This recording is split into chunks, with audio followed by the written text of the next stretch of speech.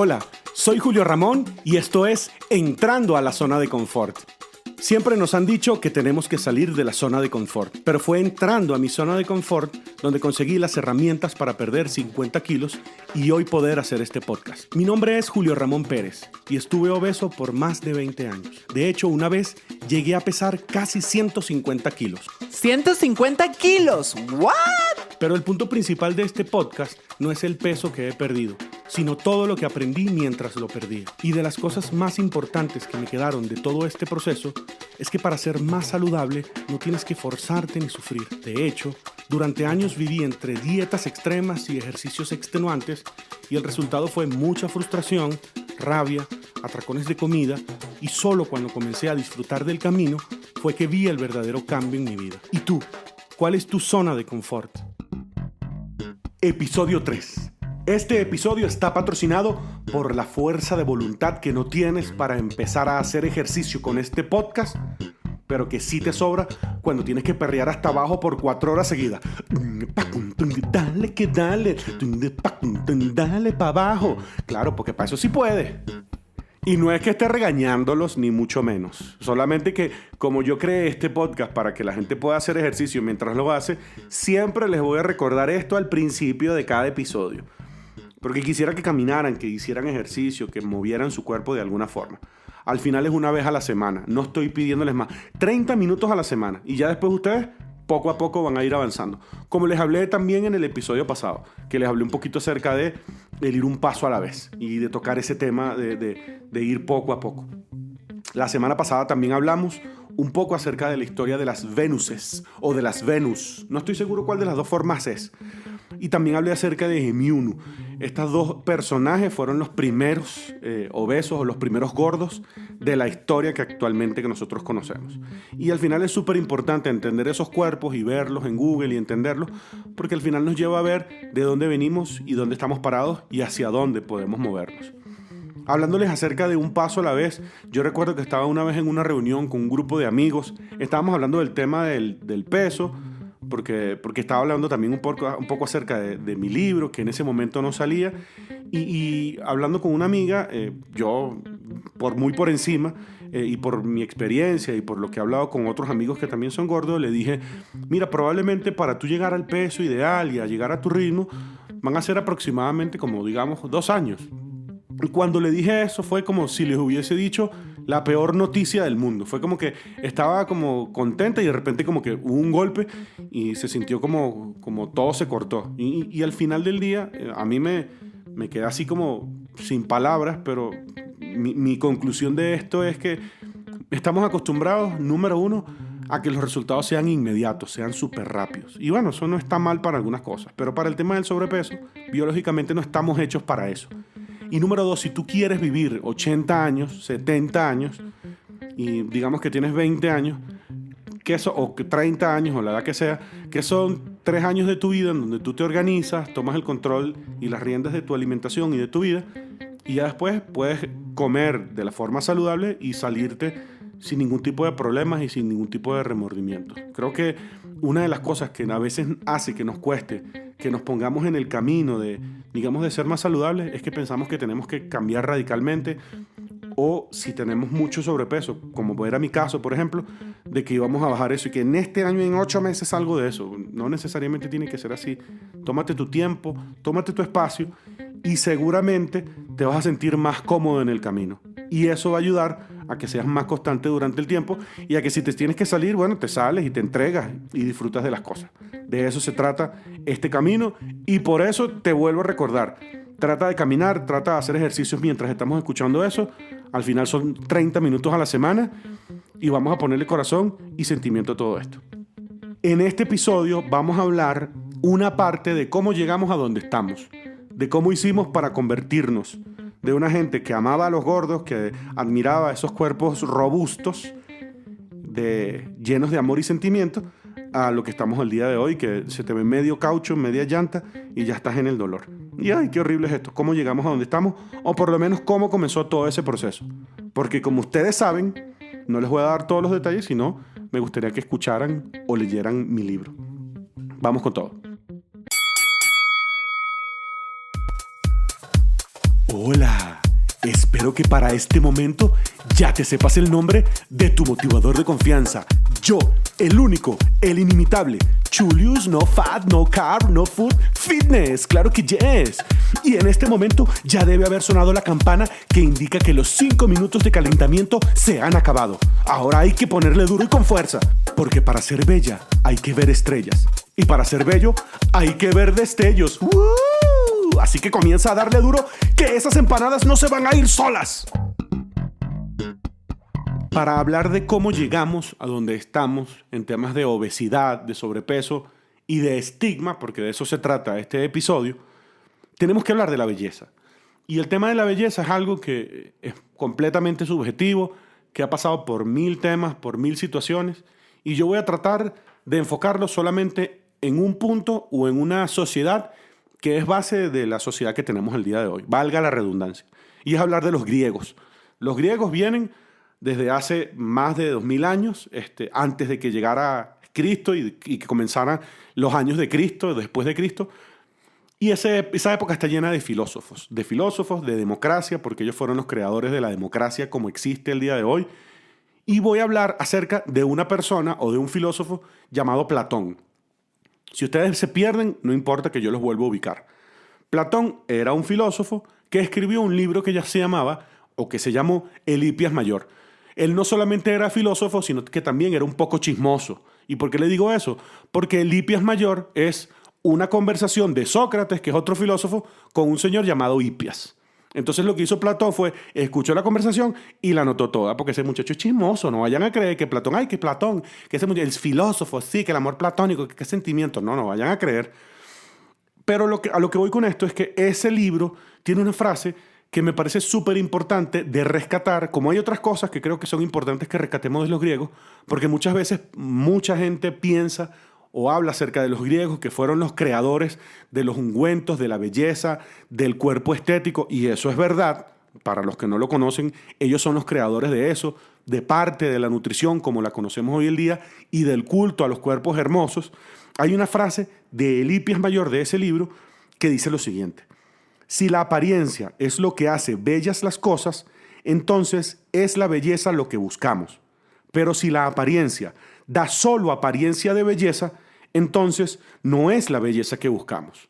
Y creo que es importante hacer ese inciso o hacer ese detalle, porque muchas veces solamente pensamos en los griegos como esos cuerpazos que vemos en esas esculturas, en la Venus de Milo, en la Venus de Milo, y creo que es importante que dimensionemos que los griegos, o parte del fundamento o el pensamiento de ellos, era que la belleza tenía que ser integral.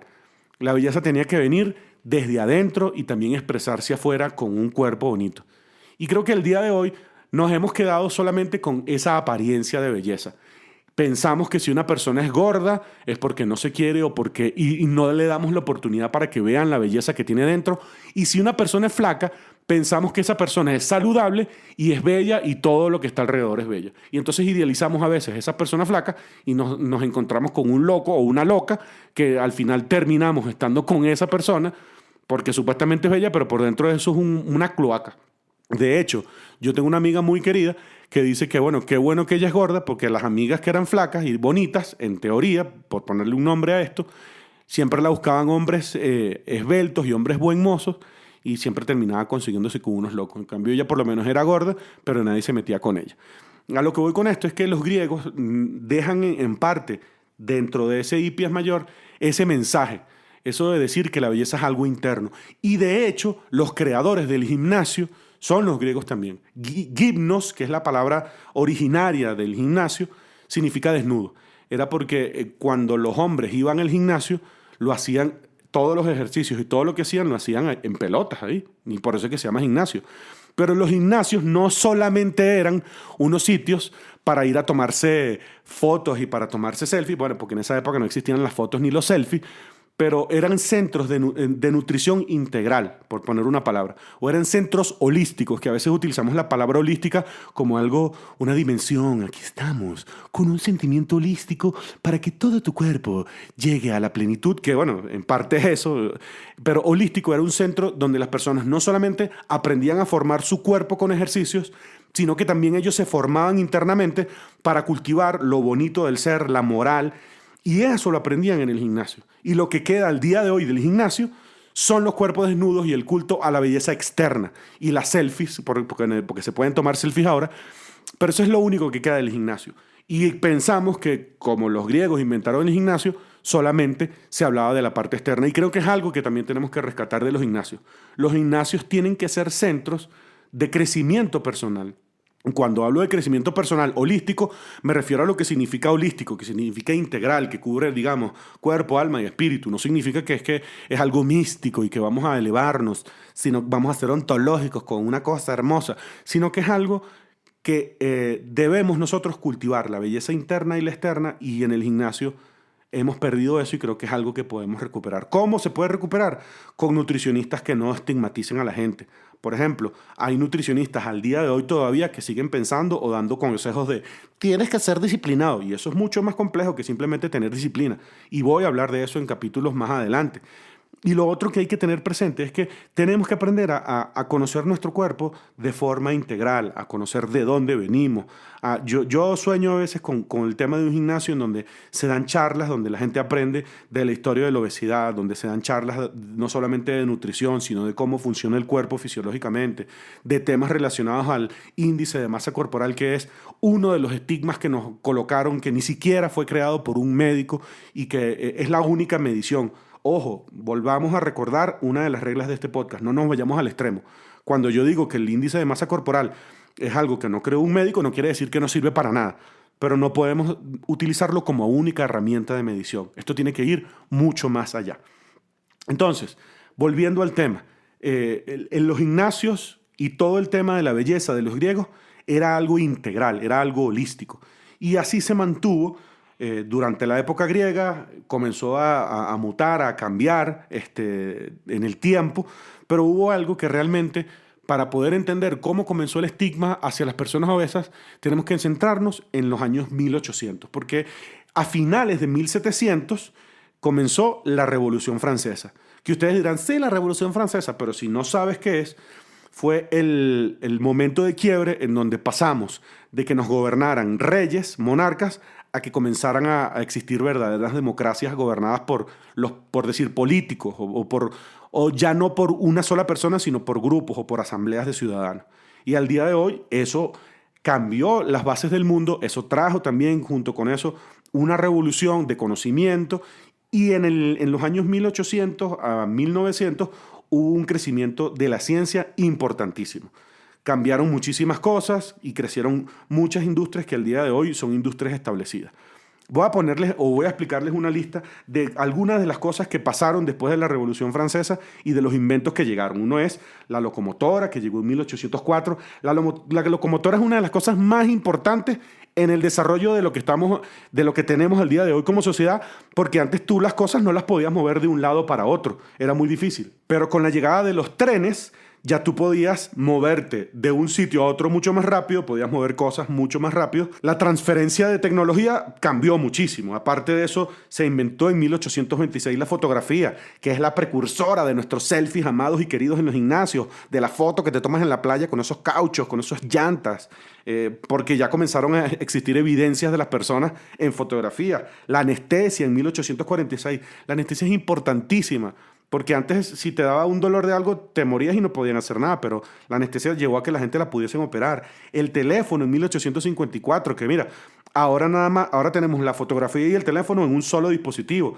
El termómetro clínico para entender en 1866, para entender la temperatura, que es una de las mediciones para saber si la gente está bien y está sana. El generador eléctrico en 1888.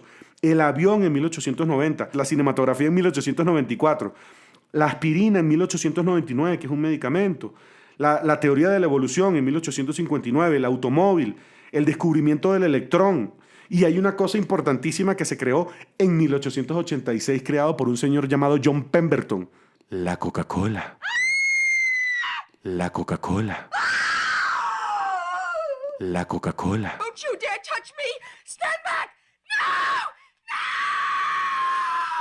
No! Bueno, lo digo así porque, bueno, es una de las cosas que evidentemente también ha contribuido a que la obesidad crezca. No la Coca-Cola como tal, pero es la precursora de todas las bebidas azucaradas que nos llenan de sentimiento, de sabor, pero que a veces no nos ayudan con la salud. Y hay un personaje que en los 1800 también se crearon, en el siglo XIX.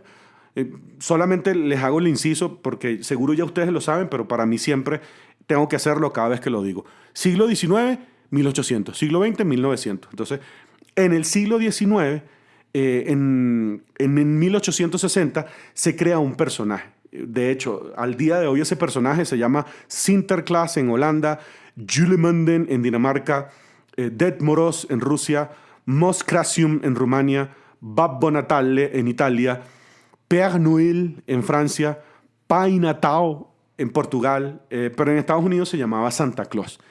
Y no es sino hasta 1860 donde es la primera vez que vemos a un Santa vestido de rojo, obeso, en un periódico llamado Harper's Weekly, y este señor obeso llegaba y ofrecía regalos a los soldados en la Guerra Civil de Estados Unidos. Recuerden que en 1860 hasta 1864-65 el norte de Estados Unidos se peleó con el sur, hubo una guerra interna, la guerra civil de Estados Unidos, donde ganó el norte y se liberaron a los esclavos. Y bueno, es el Estados Unidos que tenemos al día de hoy.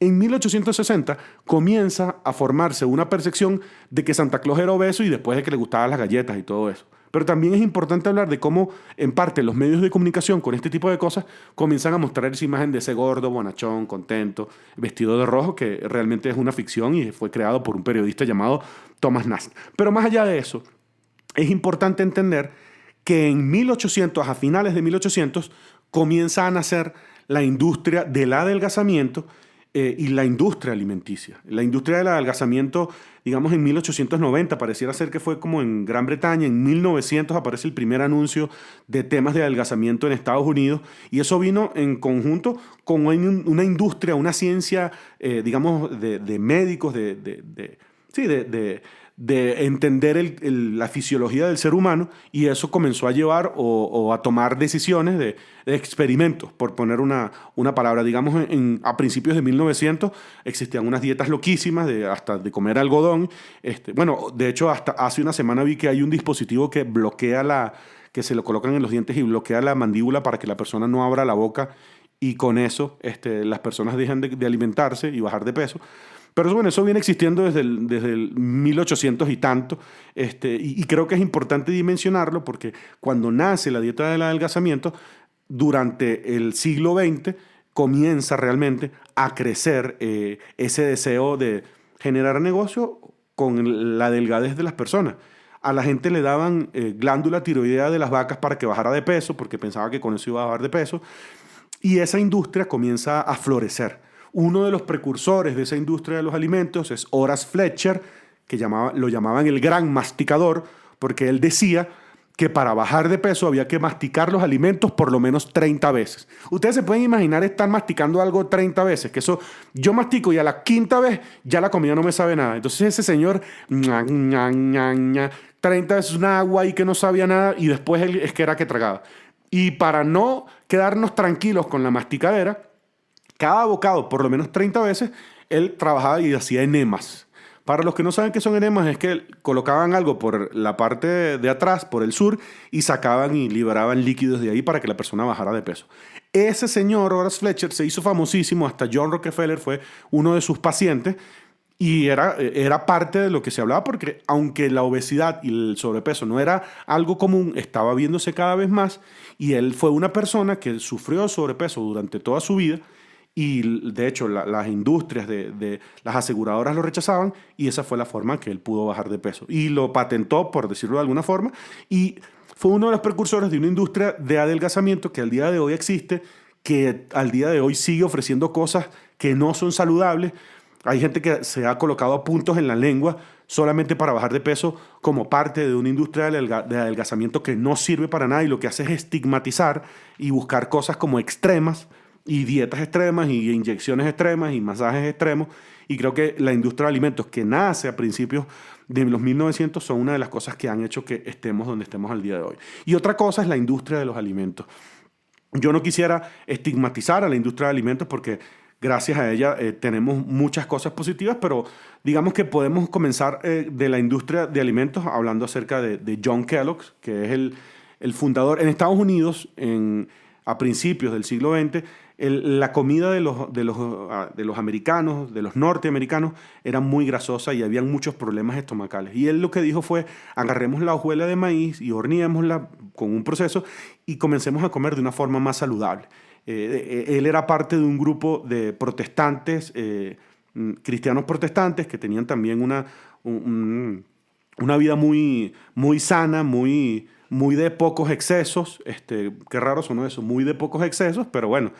Él creó ese desayuno y él tenía un hermano que no era tan dietético y le metió azúcar a ese desayuno y el resto es historia. Y bueno, Kellogg's y otro grupo de empresas han utilizado el azúcar y la grasa y la sal para crear una generación de personas obesas. Probablemente en este momento usted puede decirme, bueno, pero es que las personas comen y ellos son los que se meten en el McDonald's y se meten en los sitios para comerse la grasa. Y bueno, es verdad, esto es una responsabilidad compartida, pero si hay una realidad que poner en la mesa es que la industria de la alimentación ha creado un monstruo en donde la mayoría de las comidas que nosotros vemos o que hemos tenido que estar consumiendo son alimentos que terminan engordándonos, especialmente por el azúcar. Y utilizaban la palabra light cuando eso estaba lleno de azúcar y engordaba muchísimo.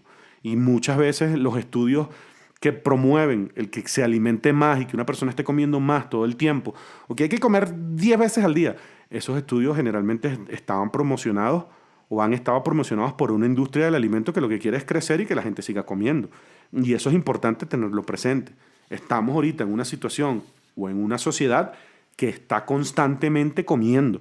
Y si tú dejaste de almorzar porque se te olvidó, te dio dolor de cabeza, porque ya estamos acostumbrados a comer 3 veces al día, cuando tampoco necesariamente el ser humano tiene que comer 3 veces al día. Sí es bueno comer muchas veces, sí es bueno estar alimentándose. De hecho, según entiendo y según las investigaciones que yo he hecho, lo ideal es que un ser humano coma cuando tenga hambre. Pero bueno, eso es bastante relativo porque hay personas que están todo el tiempo, como mi papá, que está comiendo todo el tiempo, aunque a veces eso es comer por ansiedad y no necesariamente por hambre, y a veces también es difícil diferenciar eso. Pero para efectos prácticos tenemos ahorita una costumbre de que tenemos que comer 3 veces o 5 veces o 7 veces al día y no necesariamente eso tiene que ser así. Además, cada cuerpo es diferente. Pero sí es importante mencionar que estas dos industrias se unieron, no que se unieron ellas dos, pero se han puesto, han sido como los pilares en parte para que exista la obesidad que existe al día de hoy. Finalmente, en el siglo XX, en 1902 pareciera ser que en Filadelfia nace el primer restaurante de comida rápida, pero realmente el más fuerte y el que agarró más fuerza fue McDonald's, que nació en 1940, creado por los hermanos McDonald's, que de hecho hay una película llamada Hambre de Poder que cuenta un poco de eso, de la historia de Ray Kroc, que es uno que se unió con los hermanos McDonald's, y cuenta de cómo evolucionó el negocio de McDonald's y todo eso, que es súper interesante. Pero digamos que no solamente McDonald's, sino todas las demás cadenas comenzaron a crecer. Y digamos que una de las cosas que Estados Unidos le ha exportado al mundo es la obesidad con la industria de los alimentos y con la industria chatarra. Con esto no quiero decir que a mí me encanta comer allá, comer en McDonald's, a mí me encanta comer comida rápida, pero es parte del equilibrio y es parte de lo que tenemos el día de hoy. Pero yo sí soy un fiel creyente de que esto es parte de lo que ha hecho que estemos al día de hoy como estamos. Porque es mucho más fácil ir a un sitio de comida rápida o pedirla ahorita por teléfono que prepararla y cocinarla y ir a comprarla. Y sin duda alguna eso es algo que nos ha afectado. Y uno de los puntos que yo siempre quiero remarcar de quienes han sido líderes en esta lucha con la obesidad y en sufrir el estigma son las mujeres. De hecho, yo les voy a dedicar un episodio más adelante, pero las mujeres comenzaron a tener cambios dentro de la sociedad, cambios positivos, cambios que creo que tienen que seguir existiendo porque nosotros no no le hemos terminado de dar a la mujer el puesto que se merece. Pero a principios de 1900 comenzó un tema con la revolución femenina, con que las mujeres desearon de tomar el control de tener menos hijos, de cuidar más su cuerpo. Y la mujer siempre se ha cuidado más que el hombre. La mujer siempre ha estado más pendiente de su salud, quizás es un tema biológico, pero la mujer siempre se cuida más que el hombre. Y eso parte de cuidarse lo aprovechó la industria del adelgazamiento y lo ha explotado y lo ha sabido explotar durante años. Aparte de eso, la mujer ha comenzado a trabajar, a entrar en el mercado laboral cada vez más, y eso hace que el tiempo que tenía en la cocina, porque así es como era antes, se ha reducido, y eso también lo aprovechó la industria de los alimentos. Y creo que al día de hoy, creo que una de las soluciones que yo considero importantes es que comencemos a utilizar las dos parejas, el hombre y la mujer, como parte de la carga. La mujer no es la que tiene que cocinar, también el hombre tiene que cocinar. En mi casa yo cocino y mi esposa es la que ordena la casa, porque eso también nos va a ayudar a que si una persona es la que cocina, va a poder esforzarse a cocinar cosas sabrosas y cosas más saludables. Y creo que es una de las cosas que tenemos que tener presente. Y aparte de todo eso, cuando comenzó, digamos, la liberación en el siglo XX de los medios de comunicación, y cuando la paz llegó al mundo y comenzaron a las personas a hacer turismo y a liberar su cuerpo en las playas y a mostrar su cuerpo, el estigma comenzó a crecer muchísimo más. En los años 80, gracias a varios factores que hoy menciono también en el libro, el estigma de la obesidad creció muchísimo más y explotó. Por muchas razones, redes sociales, medios de comunicación, y al día de hoy estamos en una lucha en contra de ese estigma. Pero a veces siento que la lucha se va en que si tienes 190 kilos, quiérete así. Y eso está bien, porque yo soy un partidario fiel de que tenemos que amarnos así tengamos 300 kilos.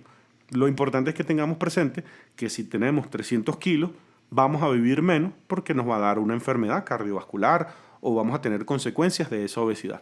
Eso no lo digo yo, eso lo dice la evidencia científica, y al final creo que tenemos que vivir en un verdadero equilibrio. Con lo que quisiera cerrar es con reforzar el tema de que no nos dejemos llevar por lo que nos dicen los medios de comunicación, porque nos pasó por muchos años creyendo lo que muchas veces la industria de alimentos nos decía, de que estos alimentos light que estaban llenos de azúcar nos los tomábamos y nos los devorábamos, y así nos los creímos por mucho tiempo. Que recordemos que tampoco lo que las redes sociales siempre es verdad, que investiguemos y que hagamos la tarea. En los años 60, en 1962 exactamente, un astronauta llamado John Glenn regresó de un viaje por el espacio, y cuando bajó y salió y dio sus primeras declaraciones, lo primero que dijo cuando salió de la nave espacial fue que lo único que había valido la pena era el Tang, o la bebida azucarada que se había tomado, porque esa bebida se podía tomar en el espacio. Eso explotó las ventas de ese producto, que en su momento se vendía como una copia del jugo de naranja que tenía vitamina C y que ofrecía todos los nutrientes, y al final no era así, porque la vitamina C no viene solamente con vitamina C, sino con otros nutrientes que si se le agregaban a la bebida iba a ser más amargo. Entonces se los quitaron para que fuese más dulce. Entonces todos terminaron tomando esa bebida azucarada pensando que les iba a dar vitamina C y que los iba a ayudar a ser más saludables, y realmente no era así. Y creo que lo importante es que al día de hoy aprendamos a comer de todo, aprendamos a disfrutar las cosas, la comida rápida, pero que llevemos una vida más saludable y que aprendamos a comer cosas más saludables para tener un equilibrio en la vida, porque de eso se trata. ¿Cómo vamos? ¿Cómo vamos? No me diga que ya se cansaron. Si ya se cansaron, vamos a ponerle un poquito más de fuerza, que ya pasamos la mitad de esto. Ya vamos en bajada. Así que no te detengas. Si estás en el gimnasio solo o si estás en la calle, dale un poquito más, que lo vas a lograr. Tips de Julio Ramón. Una de las cosas que a mí más me ha ayudado a comenzar a comer diferente, a ser más saludable, es siempre comerme una ensalada antes del almuerzo. Digamos que el almuerzo porque es la comida más fuerte. Y cuando hablo de ensaladas me refiero a una ensalada con alto nivel de fibra. ¿Por qué? Porque la fibra ayuda muchísimo y tiene muchísimos beneficios. Uno de esos es que puedes ir más al baño, mejor al baño.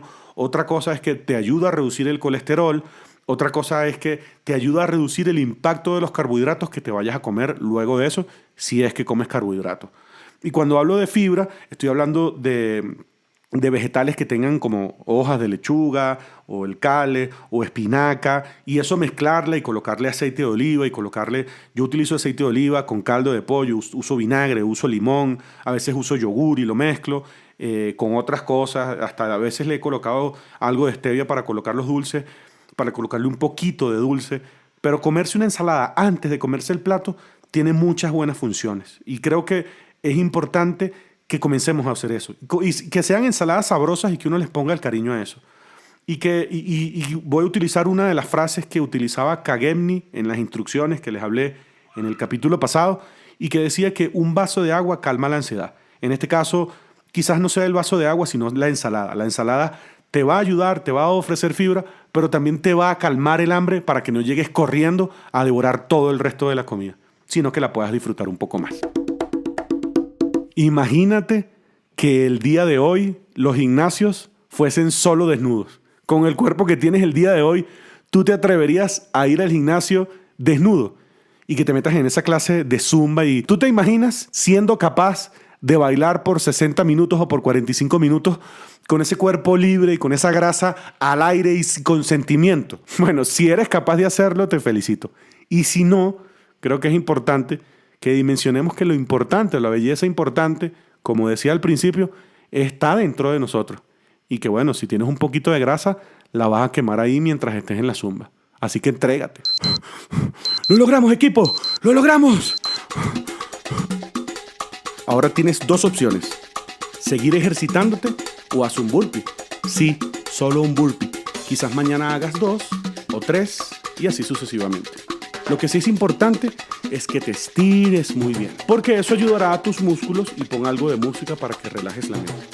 Así que entrégate y nos escuchamos en el siguiente episodio.